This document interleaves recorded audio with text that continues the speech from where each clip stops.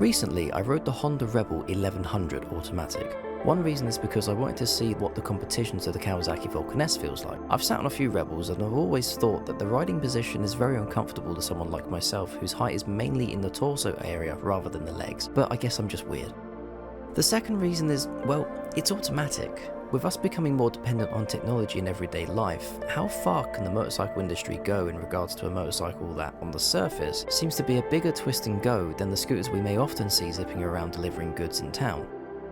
A friend of mine isn't quite able to work gears whilst also concentrating on riding a motorcycle, so an automatic can also allow the, forgive the term, less abled to get into riding, which opens up new roads of adventures for them. Now, I realise that testing the Rebel in automatic as opposed to a manual goes against the I want to see what the competition is like idea, but this was an opportunity and kind of an interesting idea, so why not? Well, this was a confusing experience to say the least, not only because this is a rare scripted video due to my GoPro being on the way out, but this genuinely has me thinking this is the most boring riding to be had. Now, this is just me, so please do test ride one of these in manual or automatic, whichever one suits you best, but maybe give both a try if they're available.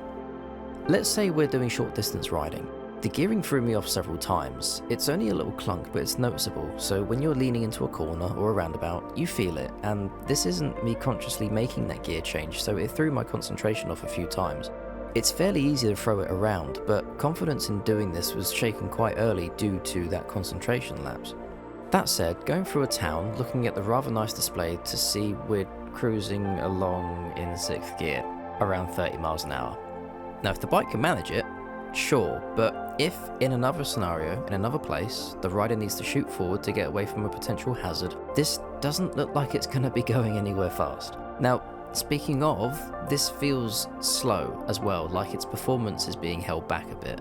I didn't really have the opportunity to open it up all the way, but still, performance is performance, and I really didn't come away thinking that this was anything special in the acceleration. Slowing down sharpish or pulling an emergency stop is very worrying. The engine braking during this ride was absolutely woeful.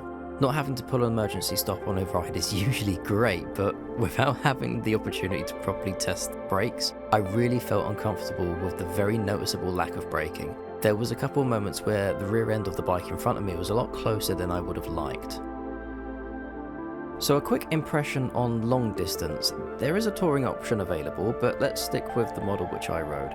The seat is what it is. A brand new one of these in automatic apparently costs around £11,000. Tough on the wallet, tough on the cheeks too. This motorcycle can absolutely munch through the miles, but I think the problem is, with it being an automatic, it's going to make it a very uneventful trip on the major road networks. Your left side might itch for something to do. Now I do feel quite bad because I don't really feel like I've walked away from this bike with a very positive impression. Honda motorcycles are known for their reliability. Some googling also suggests performance and affordability too, but I'm kind of tempted to say that this bike feels like a meh on all three of those categories. Can you really call engineering reliable if it's not really pushing much in the way of performance? Has the performance of this bike been restricted in some way due to it being an automatic? And is £11,000 affordable, especially in today's climate? And if you do need that automatic gearbox, how much are you willing to pay for it? Again, I do feel really guilty for saying it, but the Honda Rebel 1100 automatic, or CMX1100 DCT, might just be the least fun I've ever had on two wheels.